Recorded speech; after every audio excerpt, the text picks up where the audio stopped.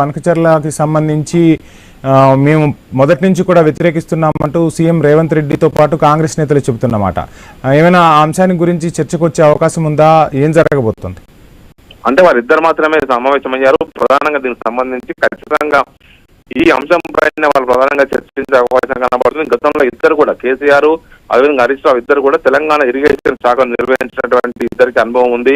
ఒకవైపు అనేక ప్రాజెక్టులు కట్టారు. ఇప్పుడు పాలమూరు రంగారెడ్డి పథకానికి నీటి కేటాయింపులు అఫీషియల్ గా జరగలేదు.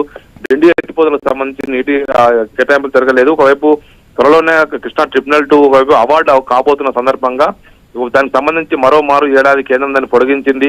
ఇలాంటి తరుణంలో ఆంధ్రప్రదేశ్ కేంద్ర ప్రభుత్వంలో టీడీపీ పార్టీ ఎన్డీఏ సర్కార్లో కీలక భాగస్వామిగా ఉన్నది కాబట్టి ఒకవైపు వారు అనుకున్నది కేంద్రం వద్ద నెగ్గించుకునే ప్రయత్నం ఉన్నది. వాళ్ళు ఖచ్చితంగా ప్రయత్నం చేస్తారు. తెలంగాణ ప్రయోజనాలకు ఎక్కడ నష్టం జరగకుండా ప్రయత్నం చేయాలనేది కూడా బీఆర్ఎస్ పార్టీ మొదటి నుంచి కూడా చెప్తూ వస్తుంది. అందులో భాగంగానే ఇప్పుడు ముఖ్యమంత్రి రేవంత్ రెడ్డి తెలంగాణ ప్రయోజనాల విషయంలో ఎక్కడ రాజీ పడకుండా పోరాటం చేయాలి.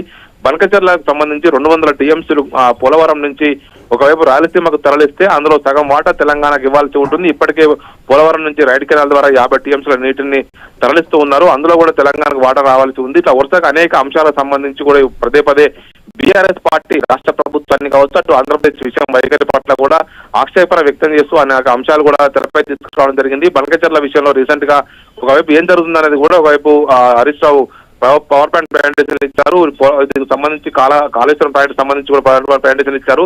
ఇప్పుడున్న పరిస్థితుల్లో ఒకవైపు తెలంగాణకు గోదావరిలో 916 టీఎంసీల అఫీషియల్ అలొకేషన్ ఉంది. ఒకవైపు ఆంధ్రప్రదేశ్ 500 టీఎంసీల పైన ఉంది. 3000 టీఎంసీలు సముద్రంలో కలుస్తున్నాయి. మిగులు జలాలను మేము వాడుకుంటున్నామని ఒక నెపం పెట్టి ఆంధ్రప్రదేశ్ ఈ 200 టీఎంసీలు తరలించుకుపోయే కుట్ర చేస్తుందన్నది కూడా బీఆర్ఎస్ పార్టీ యొక్క ప్రధాన ఆరోపణ.